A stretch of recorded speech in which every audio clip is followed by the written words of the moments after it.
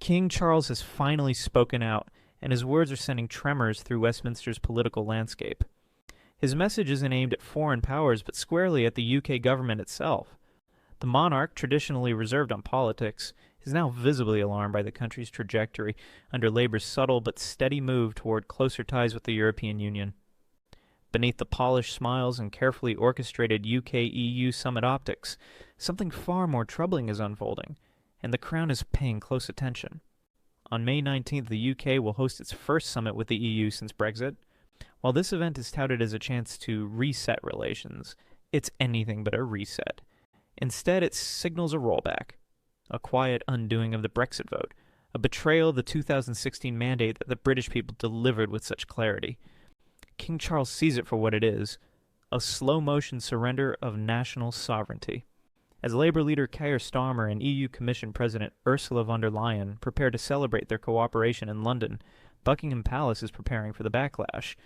This summit is not merely a diplomatic meeting, it's a battle over power, independence, and the very future of Britain's self-rule. The plans on the table include aligning UK food standards with those of Brussels, effectively letting the EU dictate key regulations. Even more contentious is Starmer's willingness to reintegrate the European Court of Justice into UK affairs, the very judicial body Brexit sought to leave behind. This move is being viewed by many as a disgraceful surrender of British legal autonomy. Adding to concerns is the quiet revival of a youth mobility scheme, a new form of free movement disguised under a different name. What was once dismissed as impossible is now being greenlit, risking the reintroduction of open borders that Brexit voters overwhelmingly opposed. Labour's hope is that the public won't notice amid political fatigue and distractions, but King Charles does notice, and he's increasingly unsettled by the secrecy and pace of these developments. Starmer is not just negotiating with the EU, he's capitulating. His government is offering British defence funds to EU military projects and handing over intellectual property in exchange for a mere seat at the EU table, a table Britain deliberately left. Starmer's opposition to Brexit was well known. He campaigned for a second referendum, supported a customs union, and opposed the UK's departure from the bloc. Now he's pushing his vision forward with Labour riding high in the polls, seemingly blind to the growing public resistance. Recent local election results underscore this resistance. Reform UK, a staunchly pro-Brexit party, dealt Labour-heavy losses, tapping into the anger of voters who feel betrayed. Nigel Farage, back in the spotlight, is vocal and unrelenting in rallying the Brexit faithful. While Starmer courts EU elites, Farage is mobilizing those who reject any erosion of the Brexit mandate. Brussels is eager to seize this moment, with French diplomats pressing again for fishing rights, and EU officials eyeing British markets, seas, and defence contributions. The EU's demands come with vague promises and symbolic gestures, but little real gain for the UK. Meanwhile, the King's warnings about respecting sovereignty and listening to the people have sounded a rare constitutional alarm, a call that some say should stop the country in its tracks.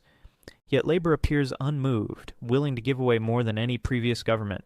At the same time, Labour is scrambling to counter Reform UK's rising popularity, especially on immigration, a hot-button issue where Nigel Farage thrives.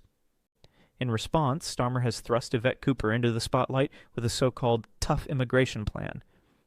Cooper, an experienced but establishment figure, has proposed measures such as restricting foreign care workers, imposing fees on international students, and shortening graduate visas. But this hardline stance is widely seen as a superficial PR stunt rather than genuine reform. Farage's appeal lies in authenticity and anger that resonates with voters frustrated by stagnant wages, overburdened public services, and unchecked immigration. Cooper, by contrast, represents the very political class voters distrust, polished, cautious, and part of the establishment. Her tenure in government and committees did little to stem the flow of migration or restore public trust. Moreover, Labour's contradictory policies, claiming to crack down on immigration while simultaneously making deals that ease labour market access for foreign workers, undermine its credibility. This confusing mix is alienating Labour's traditional base and validates Farage's critique. The truth is, voters want real solutions and genuine commitment, not political theatrics or cautious rhetoric. Starmer's attempt to mimic Farage's message risks diluting Labour's identity and alienating its core supporters. Britain is demanding leaders who will stand firm, protect borders, and honor the Brexit mandate, not those who quietly undermine it under the guise of pragmatism.